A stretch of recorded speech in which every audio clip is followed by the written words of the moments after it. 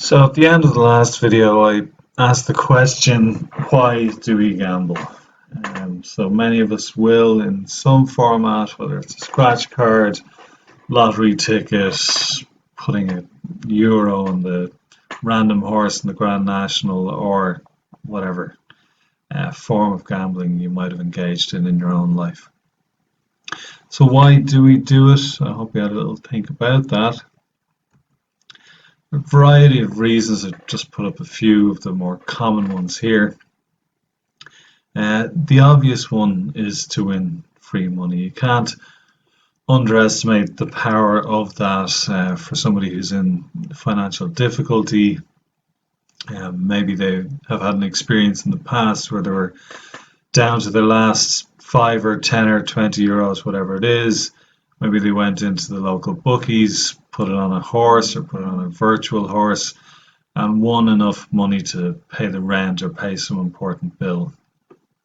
That memory, that evidence of that thing that actually happened goes into the person's brain, and it's there and will be brought back into the person's attention in similar situations when they might be under financial stresses. And obviously the thrill that goes along with winning free money in the early stages, money that you haven't had to work hard for. It was just your ability, your luck in choosing the right horse, the right football team, the right combination of teams, whatever the bet was. And that feeling that we can predict the future is incredibly powerful as well. That can't be underestimated. That's a very intoxicating effect, whether it's sitting with your partner watching Line of Duty or some crime drama or whatever, and saying to your family member, "Oh, I bet you such and such is the murderer, or such and such is the undercover agent," whatever it is.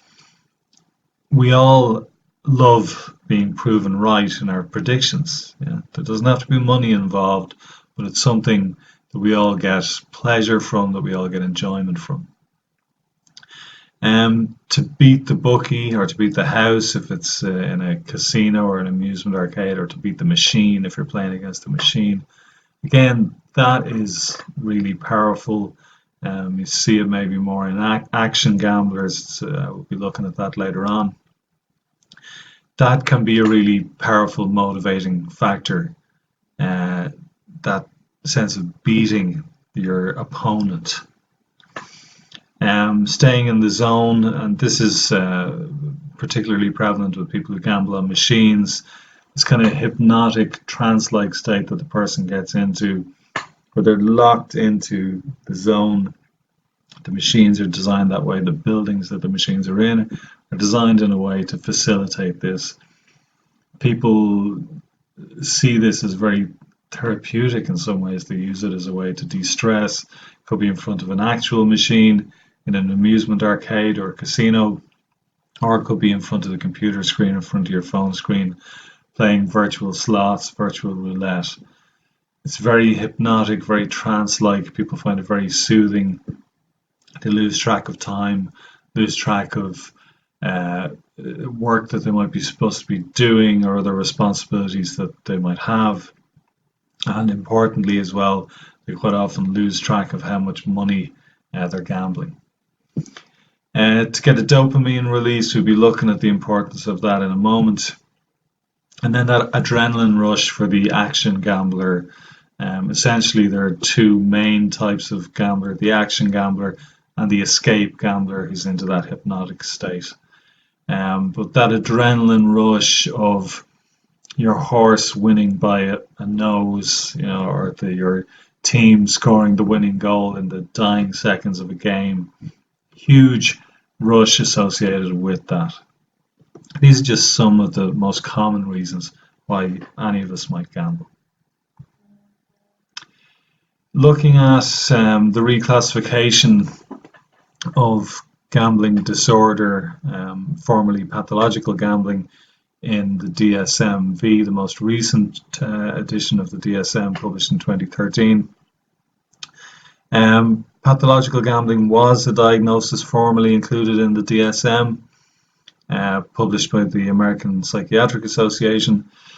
When the manual was revised in 2013, the latest edition at the time of recording this, DSM-5, pathological gambling, as it was at the time, was renamed gambling disorder. But more importantly than that, it was reclassified under the addictions heading. Yeah. So whereas pathological gambling was classified as an impulse control disorder, not elsewhere classified, so along with things like kleptomania, gambling disorder was now and is now categorized under substance-related and addictive orders, where of course it really should have been all along. The reclassification will hopefully improve treatment coverage, diagnostic accuracy and screening efforts, and as part of this training we'll be looking at screening, how to do a screening, and the importance of why we all need to screen for problem gambling. So there'll be another video coming up shortly after this, looking at a person with a gambling problem inside a functional MRI machine. We'll get a little bit of information there from a neuroscientist, but we'll just do a brief breakdown here on the slides. So this idea of how gambling activity affects our brain chemistry, our brain wiring, similar to stimulant drugs like cocaine or ecstasy. So it activates the brain's reward pathway in much the same way that any of those stimulant drugs does.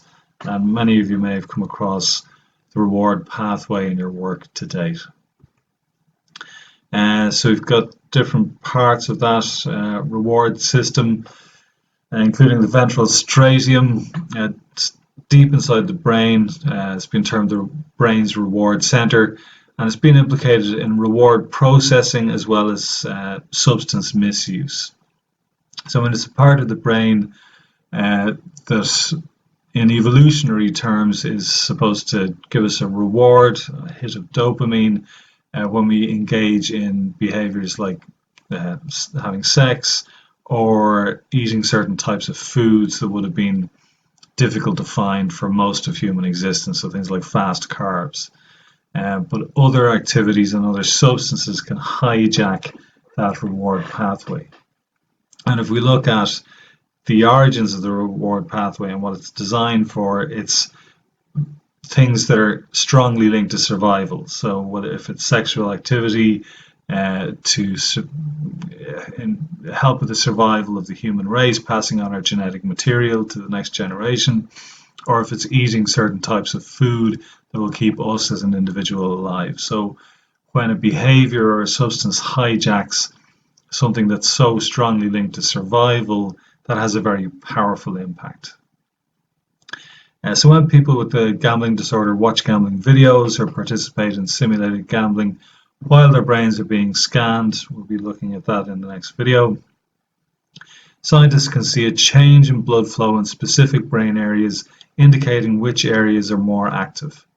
And when the researchers put problem gamblers in a functional MRI machine, they showed less ventral striatum activity during simulated gambling games and during the anticipation of monetary rewards than did people without gambling problems. Now that might seem counterintuitive, but we're going to have a look at the theory behind that now. While finding that problem gamblers have a lower activation in reward pathways may seem counterintuitive, some scientists think that it can be explained by what's known as the reward deficiency model. So they argue that people prone to addiction have an underactive brain reward system, and that such people are drawn towards ways to stimulate their reward pathways, which can include the highs of drugs and gambling.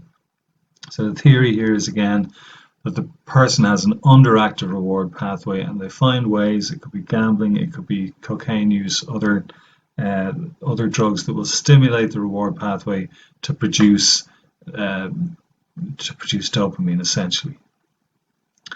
Gambling also affects the prefrontal cortex and the communication between the prefrontal cortex and other parts of the brain. And the research indicates that they're processing risk and reward, that the person is processing risk and reward incorrectly and processing current versus long-term consequences incorrectly. So the person may have a pre-existing condition that means that their prefrontal cortex behaves in this way, or prolonged repeated exposure to gambling may be rewiring and impacting on the functioning of the prefrontal cortex, impacting on the person's ability to process risk and reward, manage impulses, and correctly or appropriately weigh up long-term consequences versus short-term reward. And we'll be looking at that in a little bit more detail in terms of delayed gratification and willpower management later on.